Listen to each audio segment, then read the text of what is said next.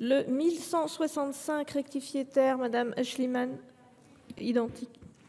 Merci Madame la Présidente. Monsieur le Ministre, l'article 28 prévoit de limiter les arrêts de travail prescrits par téléconsultation à une durée maximale de 3 jours et d'interdire le renouvellement d'un arrêt de travail prescrit dans les mêmes conditions. Cette mesure n'est malheureusement pas adaptée à la réalité que vivent nos concitoyens ultramarins. Dans ces territoires, comme vous le savez, la télémédecine est souvent le dernier rempart au non-recours aux soins, comme l'ont bien compris les agences régionales de santé qui désormais présentent des programmes régionaux de télémédecine. Pour éviter une liste à la Prévert, la rédaction actuelle de l'amendement prévoit et renvoie à un décret qui permettra de cibler efficacement les catégories d'assurés sociaux qui pourront être exonérées de l'application de cet article. Si cet amendement est adopté, nous serons particulièrement attentifs à sa bonne application au territoire ultramarin. Merci. L'avis de la commission sur ces 15 amendements?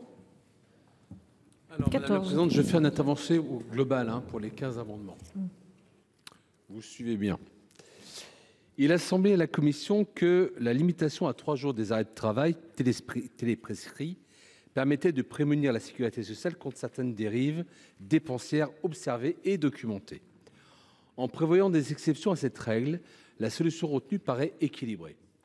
La commission a donc émis un avis défavorable sur l'amendement numéro 822, qui prive les dispositions d'une partie de leur ambition en limitant leur application aux seules sociétés de consultation réalisant plus de 30% de leurs activités en télémédecine.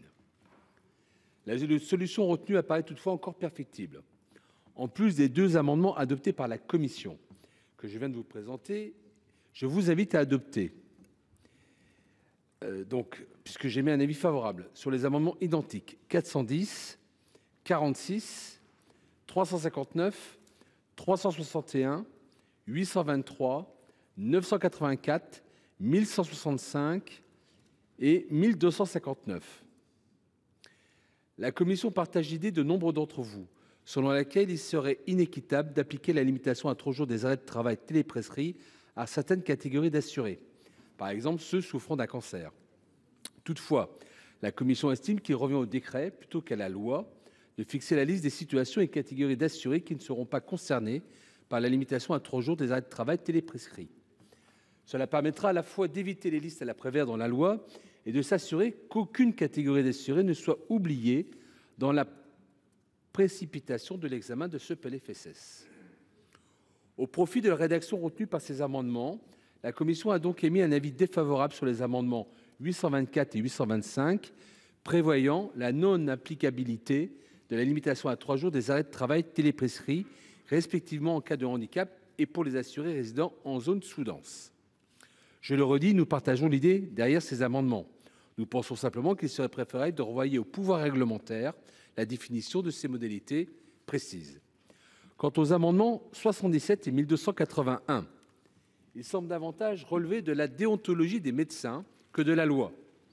Mes chers collègues, je ne crois pas que les médecins aient besoin d'un texte de loi pour orienter un patient dont l'état de santé le justifie vers une structure de soins non programmés ou un service de régulation téléphonique. Cela rentre dans leur pratique professionnelle. La commission a donc émis un avis défavorable sur les amendements 77 et 1281. Merci, Monsieur le Président. Monsieur le Ministre, quel est l'avis du gouvernement? Merci, Madame la Présidente. Sur l'amendement 822 présenté par la sénatrice Poncet-Monge, j'avoue, et il n'y a pas de malice dans mon propos, que je ne comprends pas la rédaction de cet amendement. Les plateformes de téléconsultation qui réalisent plus de 30% de leur activité en télémédecine, par construction, les plateformes de téléconsultation réalisent leur activité en télémédecine. Donc je ne sais pas s'il y a quelque chose qui m'a échappé, c'est tout à fait possible, a fortiori après ces heures, mais à ce stade, je n'en vois pas l'intérêt, et je pense qu'au fond, vous visez à maîtriser l'exercice de la télémédecine et que ces plateformes ne soient pas des plateformes qui distribuent des arrêts de travail à volonté, si je puis dire, mais je crois que c'est l'esprit même de la mesure qui est proposée dans le texte. Je suis favorable aux 2 amendements portés par la commission. Je considère ensuite, et c'est là que je m'écarte du point de vue du président de la commission, que l'ensemble des amendements qui sont dans la grosse liasse à partir de 46 jusqu'à 984, en fait, sont satisfaits, puisque nous ne précisons pas dans nous précisons dans le texte que si le patient n'a pas pu avoir accès à un médecin, il pourra se voir prescrire cette téléconsultation de plus de 3 jours. Le principe, et on l'a quand même un peu connu pendant le Covid, c'est qu'on fait confiance aussi au caractère déclaratif. On a eu ça pendant le Covid. L'assurance maladie est capable de mettre en place un service de télédéclaration et des systèmes téléphoniques, voilà. Mais je pense que paradoxalement, tenter de faire cette liste exhaustive va nous faire passer à côté de situations éventuelles. Et donc, je considère que la rédaction qui est dans le texte proposé par le gouvernement est à la fin plus protectrice, si je puis dire, des situations individuelles particulières. Et en tout cas, elle vise explicitement la situation dans laquelle on est dans un désert médical.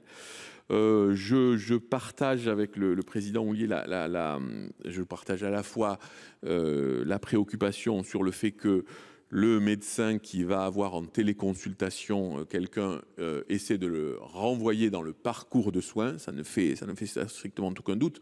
J'ajouterai, Madame la sénatrice, qu'il doit aussi, y compris quelquefois, considérer qu'il n'est pas en état de faire une consultation, parce qu'en téléconsultation, tout n'est pas faisable. Et c'est pourquoi, notamment quand il est précisé que, par exemple, il y a des affections de longue durée, où de toute façon, la déontologie est normalement l'arbre de décision jusqu'à l'arrivée à la téléconsultation, doit empêcher la téléconsultation sur des pathologies où il faut avoir un examen clinique en face à face. Et je partage votre ordonnation, mais je crois qu'il s'agit là aussi de déontologie médicale. Donc j'émettrai un avis défavorable, ainsi que défavorable. On a évoqué, oui, les 824 et 825 sur le même motif, c'est que je considère qu'ils sont couverts, si je puis m'exprimer trivialement, par le fait qu'il s'agit pour le patient de dire qu'il n'a pas pu avoir accès, quels que soient les motifs, à un médecin. Voilà les points de vue du gouvernement. J'espère avoir été, sinon clair, au moins visible dans le brouillard. Donc, je mets aux voix les 8 amendements identiques avec un avis favorable de la commission, défavorable du gouvernement. Qui est pour? Qui est contre? Qui s'abstient? Ils sont adoptés.